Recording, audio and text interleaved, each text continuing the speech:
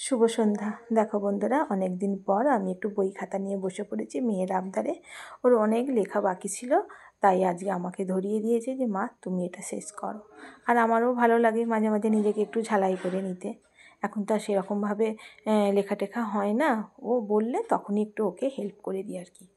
তাই দেখো ঘড়ির কাঁটায় আবার 8টা বেজে গেল। বাড়িতে একটু চিকেন এনেছে, চিকেন আর রুটি করব, সেটাও তাড়া দিচ্ছে। তাই কোনো রকমে একটু 1 ঘন্টা ওকে লিখে দিয়ে আমি আবার রুটি করতে চলে এসেছি। রুটি আর চিকেন হবে। আর এখন কি বলো তো, সন্ধ্যাটা তো অনেক তাড়াতাড়ি হয়ে যাচ্ছে, প্রায় 5টা নাগাদ। তাই 8টা মানে অনেকটাই রাত্রি হয়ে যায়। আর এখন খুব দেরি করে আর খায় না মা, মানে 9টা 9:30 বাজলেই ওর পাপা মানে খাওয়ার জন্য বলে। তাই বেশি দেরিও এইদিকে করতে পারছি না।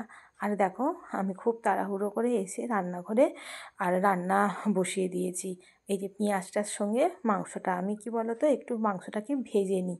তাই পেঁয়াজ ভাজার সঙ্গে সঙ্গে মাংসটা দিয়ে একটু ভালো করে মাংসটাকে ভেজে নিলাম। এতে রান্নার টেস্ট হয়, মাংসটা মানে সুন্দর সিদ্ধও হয়ে যায়, মাংসটা খুব সুন্দর একটা স্বাদও হয়। তাই এই রকম পদ্ধতিতেই আমি মাংস করি। তারপর আস্তে আস্তে সমস্ত রকমের মশলা দিয়ে মানে চাপা দিয়ে অনেকক্ষণ ধরেই মাংসটা আমাকে করতে হয়। আজ এই পর্যন্তই, দেখা হচ্ছে পরের একটা ভিডিওয়।